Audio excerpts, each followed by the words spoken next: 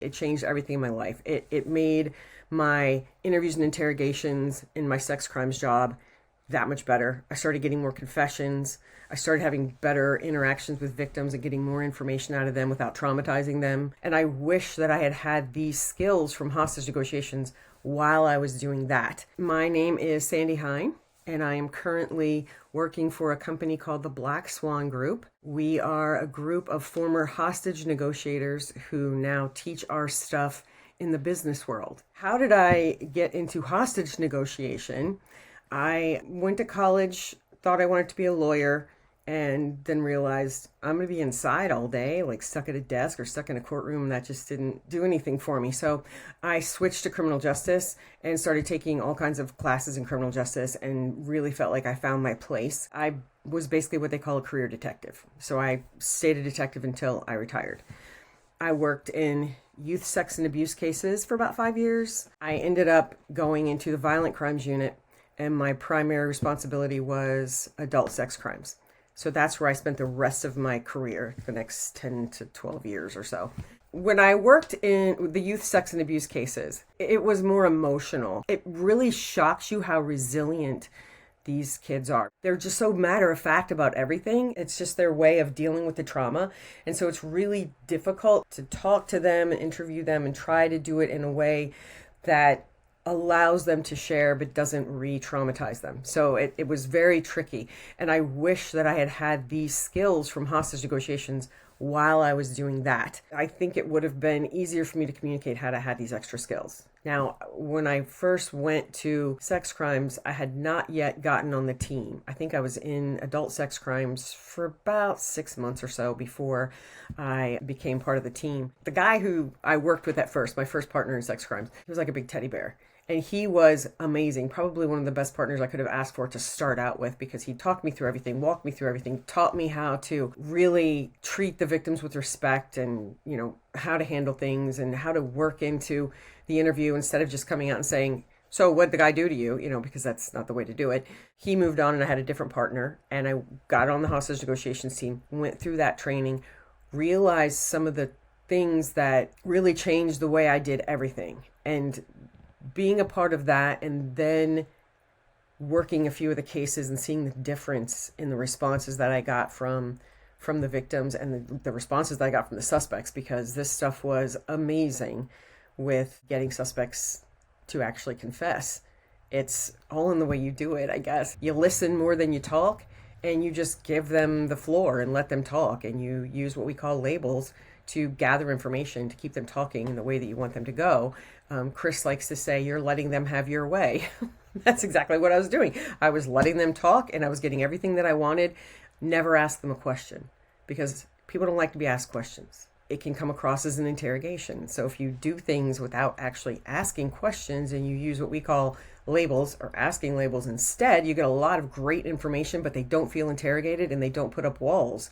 Because when you ask someone a question, they can think about it for a second. They can think about how they want to answer, what they want to answer. They can shape it so that they say what they want to say. But if you use a label, their brain doesn't get the clue that it's really an interrogation. They get an upward inflection of your voice that indicates you want information, but they don't defend against it. They just start talking. It's like magic.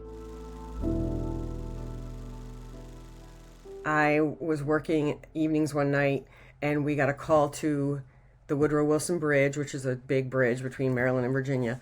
They had someone who threatened to jump off the bridge probably a month before this happened, and our hostage negotiations team responded out there, which is really weird because the bridge belongs to PG County, Maryland, and the water below it belongs to DC, and Alexandria is the border, but we were the ones that handled everything. So that was a pretty pivotal moment for us and our team, because we had people driving by. We had southbound traffic blocked because he was on that side. Northbound people were still driving by, and people are just not sensitive. They were screaming, just jump, you're holding up traffic. And I was ridiculous. The stuff they were yelling at him. So finally they said, we're not getting anywhere. We have to close down the whole thing. So they closed down northbound as well. So if you've ever been in the DC area, traffic is a nightmare. So to have an entire route that gets you from Virginia to Maryland, Maryland to Virginia closed off was complete chaos. And it was like that for hours. So when we went out on the bridge, the detective that I was with was actually a member of the team already. So we're always the first ones there because our jurisdiction is literally right there on the border. And PG County, Maryland comes, and the sergeant comes up and says, this isn't happening. We're not doing this again. We're going to beanbag this guy. There's a big beanbag round. You can use it, knocks him down. And they were just going to grab him and go because they said, we're not blocking down the bridge again. They just come up, they hit the guy with the beanbag, they grab him. I pull her into the car, we leave. And my appetite was there now for hostage negotiations. I thought, this is cool. The next time there was an opening on the team, I put in for the team. I got accepted. I went through the training, and it changed me in ways that I didn't expect. I wish I had known when I was a patrol officer and in my early days of being a detective what I knew once I became a member of the team, because the way we communicated and did things was so much better than what the training is for normal police officers. Kind of what I found with dealing with suspects, with adult victims, it was kind of like starting them off slow with, so what time did you get up this morning? And let's just talk through your day, because then it kind of gets them going and it doesn't focus in on the part that they want to avoid so much.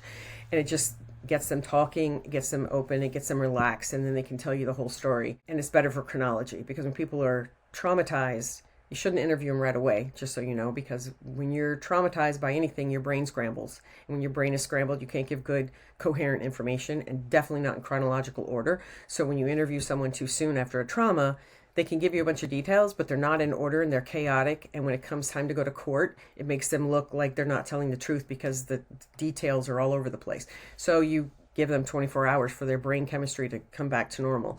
Then you sit down and talk to them. With children, that wasn't always an issue because a lot of times you don't get it reported immediately. You don't find out about it till days later or weeks later. And so the processing has already really happened.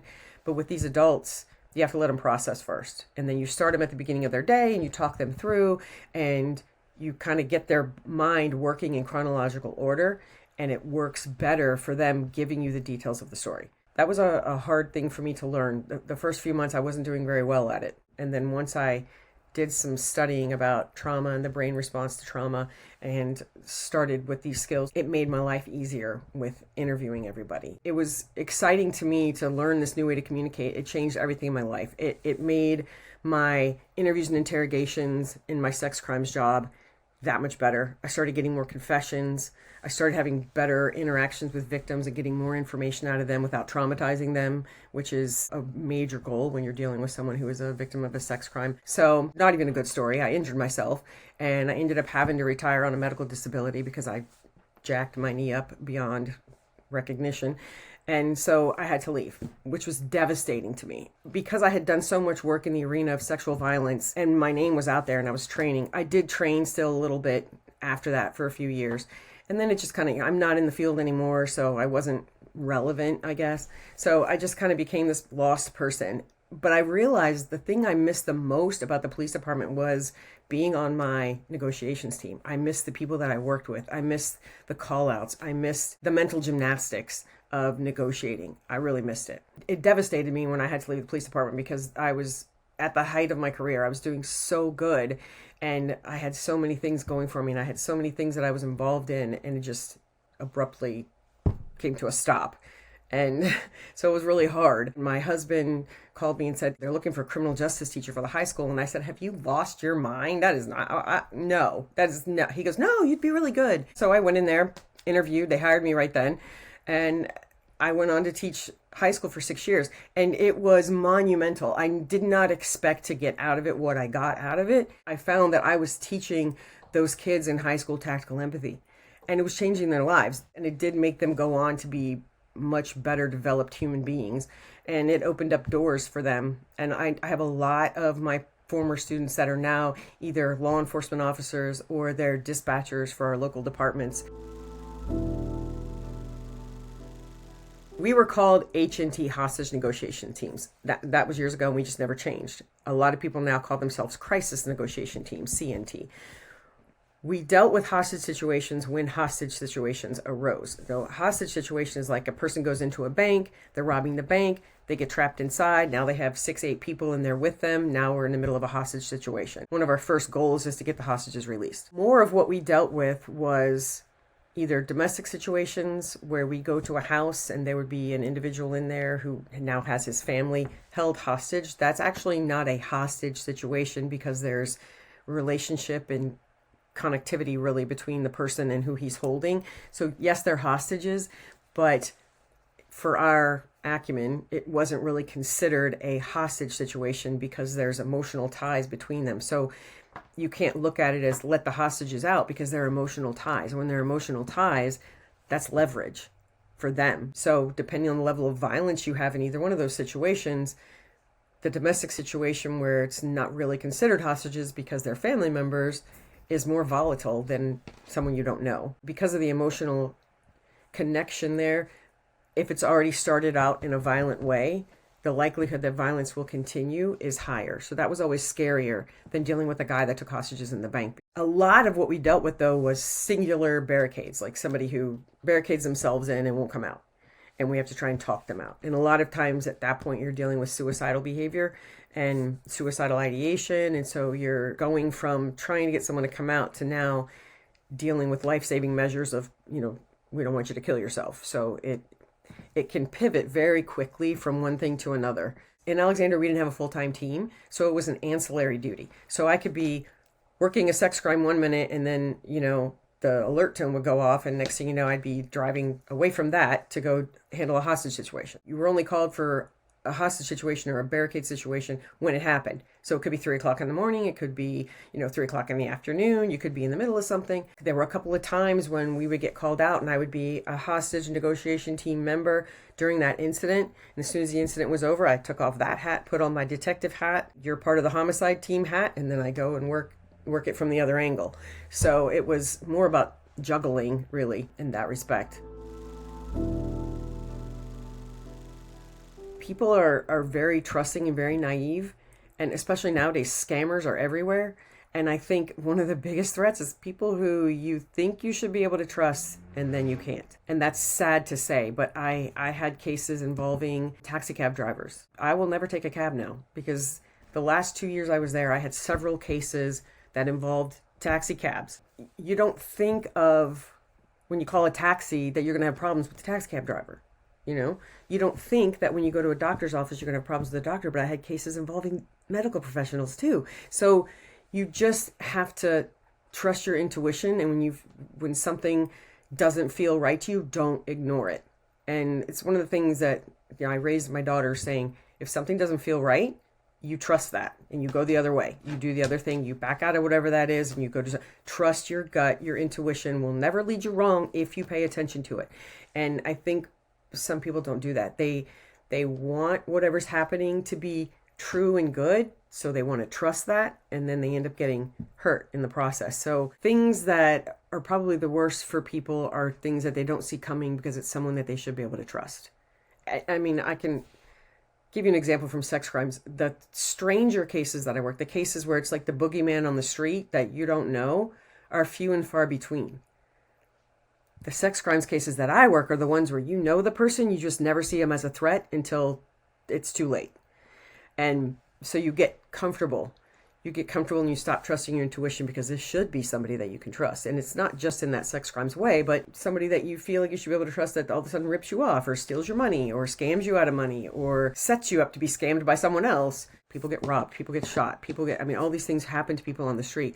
But actually, when you think about the grand scheme of the size of a city and the amount of crimes that happen, it's almost like airplanes that crash. Those things don't happen as often as people think, but because of the interconnectivity between people nowadays, between the internet and, we can hear what happened in England 2 minutes after it happens now instead of 6 months later when we get a letter.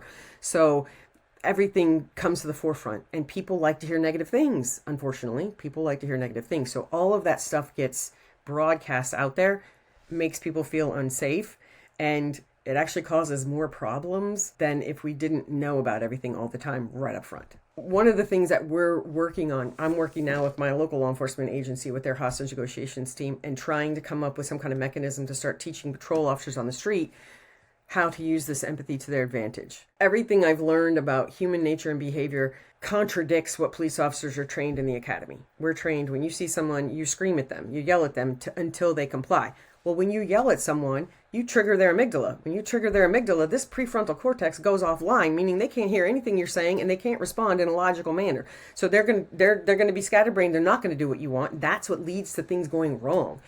Officers need to understand that.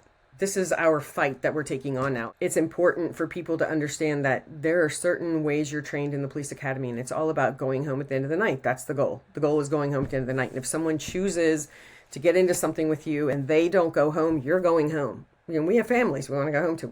We don't want to have somebody go into our house and saying, "I'm sorry, your loved one was killed in the line of duty." That's not kosher. So that's what they're trained to do. Safety first. And so safety first comes at the expense of empathy, at least for the first little bit, until they realize that everything's under control. Then that's when you see a different person come out. Now, are there bad apples? Yes. There are bad teachers. There are bad doctors. There are bad police officers. You know, and you may run into one. I can't promise that you won't. But for the most part, we're all in it for the right reasons. We want things to work out for people. We want to be there for people. We want to help people. That's the majority of law enforcement that you're going to see. And their training sometimes even contradicts that.